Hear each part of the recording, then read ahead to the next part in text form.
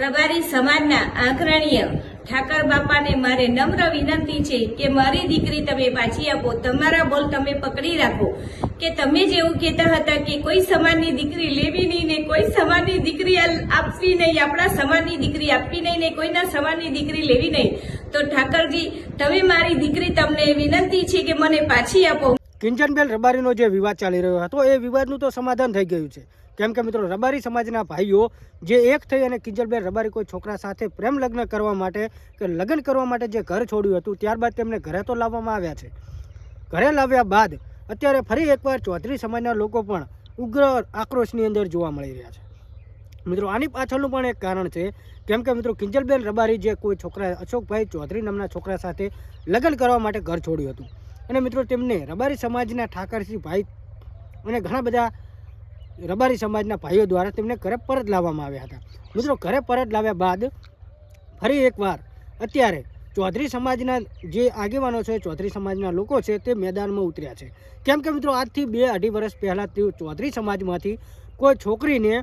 રબારી સમાજનો કોઈ છોકરો ભગાડીને લાવ્યો કે લગ્ન કરીને લાવ્યો, લવ મેરેજ કર્યા, તો મિત્રો એ અત્યારે ન્યાય માગી રહ્યા છે। જો તમે રબારી સમાજની તમારી દીકરી જો ચૌધરી સમાજમાંથી તમે પાછી લઈ જઈ શકતા હોય તો અમારી દીકરીને તમે લઈ ગયા છો એ પણ અમને પાછી આપો। તો મિત્રો ઠાકરસિંહ ભાઈ જે અત્યારે રબારી સમાજના જેઓ બહુ મોટા આગેવાન છે તેમના સામે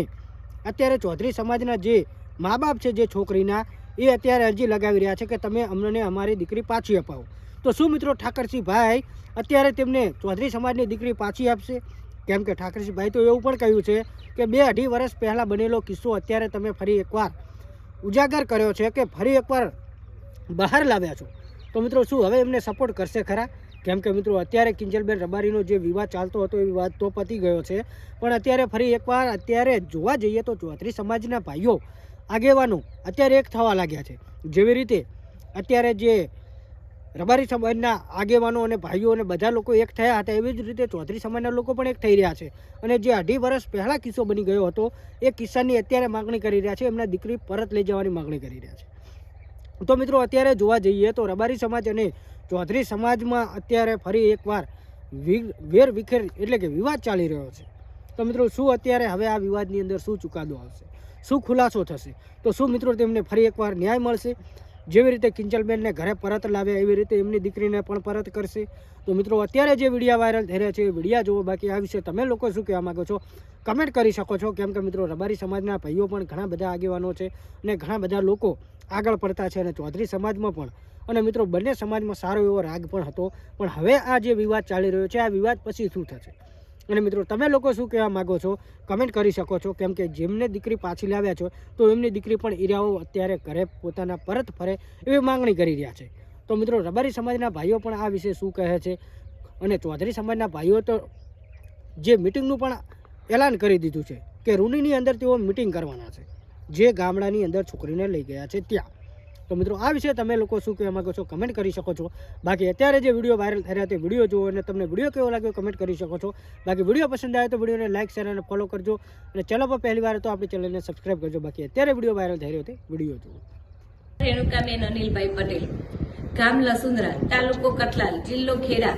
મારી દીકરી પલકબેન અનિલભાઈ પટેલ સવારે કોલેજ જવા નીકળી હતી, દરરોજ બપોરે 2 કે 3 વાગે પાછી આવે, એ પરત પાછી ન આવતા મેં એને ફોન કર્યો, ફોન લાગતો ન હતો, સ્વિચ ઓફ આવ્યો, તો સાંજે 2-3 વાગ્યા સુધી એનો 4 વાગ્યા સુધી ફોન સ્વિચ ઓફ આવ્યો, તો એમને શોધખોળ ચાલુ કરી, શોધખોળ ચાલુ કરતા અમને 9-10 વાગ્યા સુધી શોધખોળ ચાલુ જ રાખી, ન મળી તો અમે પોલીસ સ્ટેશન જઈ જાણ કરી કે મારી દીકરી ઘરે પરત ફરી નથી, મારી દીકરી શોધવામાં મને મદદ કરો। મદદ કરતા 2-4 દિવસે જાણવા મળી પોલીસમાં કે બેન તમારી દીકરીએ લગ્ન કરી લીધા છે, પણ મારી મરજી